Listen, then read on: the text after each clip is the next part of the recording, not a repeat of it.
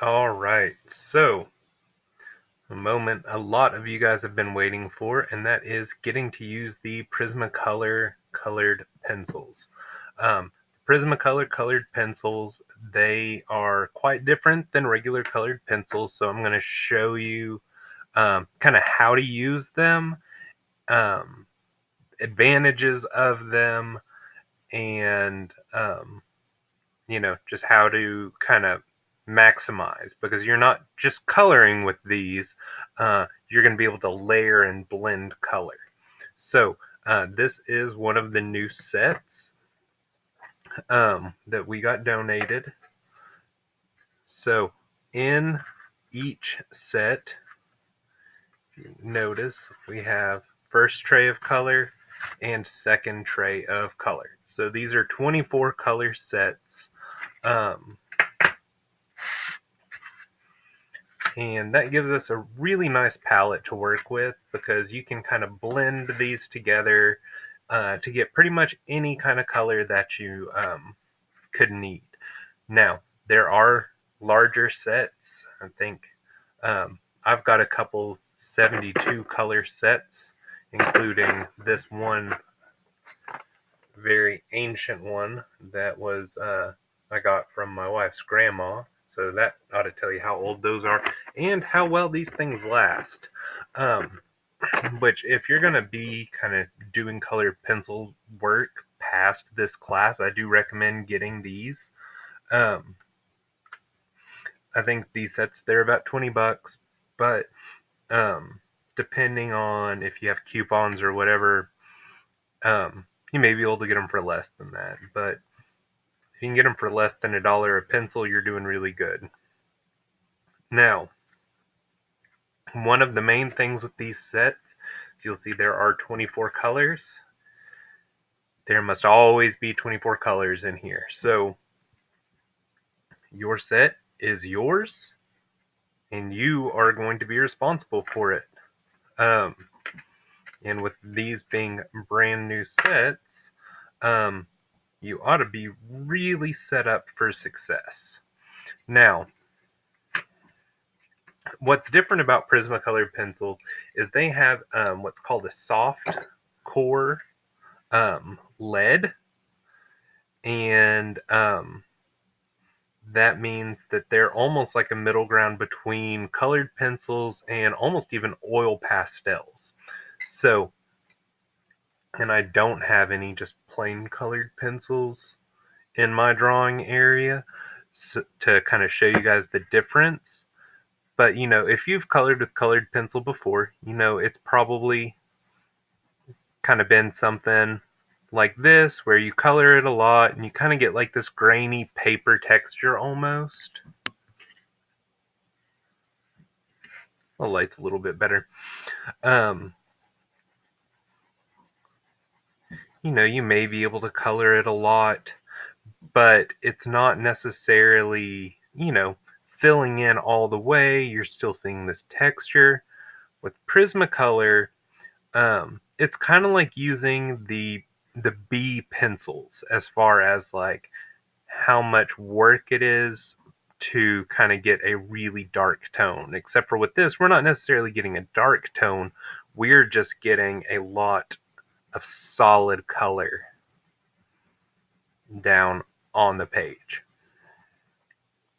Now, one big thing to keep in mind is you do have to keep them sharpened, because if you don't, what'll happen is, I'm sure you've probably experienced this before, where you kind of get like these white lines on your paper and you can't really get rid of them. And what that is that is the wood casing of the pencil is kind of gouging the paper, so that it's making an indentation, and it's kind of like impossible to get rid of that.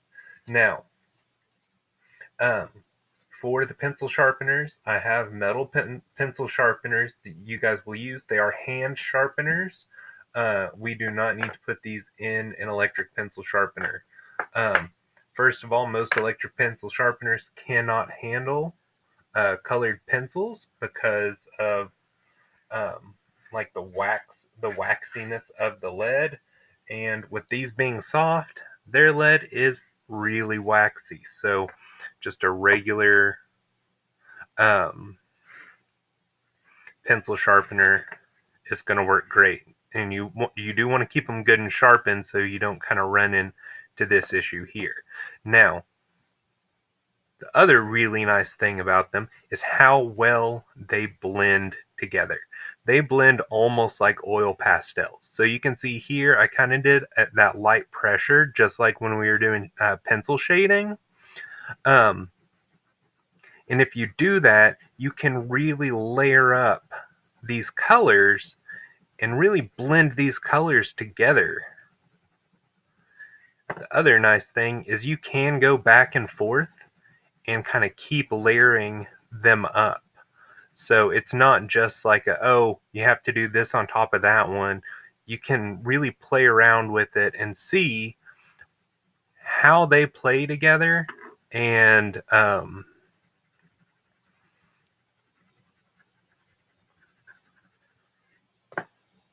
the different effects you can get if you're layering up different colors on top of each other.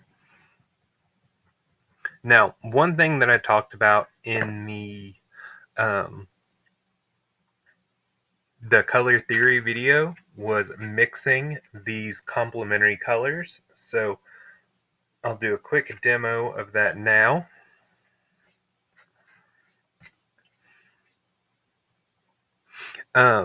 This is a mulberry. This is a purple. So I'm going to put some of that over the yellow. And I'm doing this lightly because you kind of have to play around with how light or dark you're going to color so that you're not really overpowering another color. And then I'm going to kind of blend this back in with the yellow. And it's darkening it up really nicely without having to add any black to it. I'm going to sharpen this one real quick. Now, that's not to say that you can't add black to it, but you also want to kind of be aware of, if you look at how well these colors work, the black is going to work just as well. So, this is going to get a really nice dark value. It's going to completely overpower that orange. And I'm going to go back in to try to soften that up. There's a lot of room to play around with these. Now, one thing to kind of be aware of as you're using these is that as you're using them and you're layering up these different colors on top of each other, it is going to kind of put some of that color on the lead. So like see right here, there is some black coming off of the lead. So as you are working with them and you're trying to figure out which colors to mix, what to do where, I recommend having a second sheet of paper and kind of doing exactly what I'm doing right here, where you have a spot to kind of work any other color off of your colored pencil, and you can work on trying to figure out how you can blend the exact right colors that you need. So that is a very basic intro into Prismacolor. Now, a few tools that unfortunately I don't have access to right now is, say the exact right color is kind of this middle tone where it's really grainy on your paper, but we don't want to see any white from our paper under this. It's almost like using paint. Like you don't want to see the paper underneath it. So, but this is the exact value that you need. We have colorless blenders, And what's really nice about them is, if you use it over it, you can use it over it really hard, and you can kind of layer this back up, and you can get the uh, this color without having to add another color on top of it.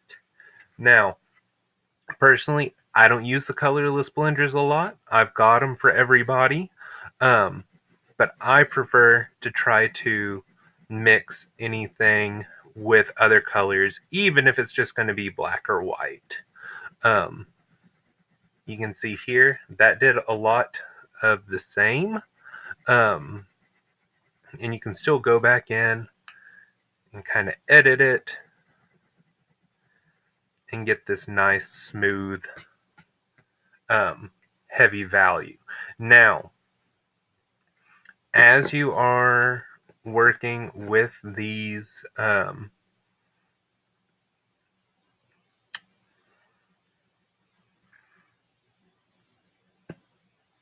I lost where I was going with that. That's fine.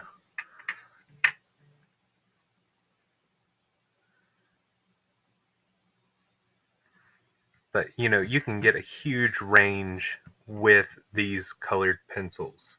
Um, the colorless blender, you know, it's all about playing around with them and seeing what works best for you.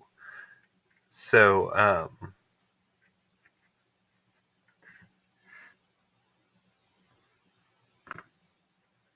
all right, and change of scenery. So on the next video, I'm not going to try to do it on here, but I'm going to start showing just how I go about using them and kind of doing a full demo on that. So Prismacolor pencils, make sure to keep your sets together, make sure to just play around with them, and make sure that you aren't seeing a lot of the background of your paper, because that is not what they're for. You can also color on different colored paper. You could do this on black paper if you wanted to.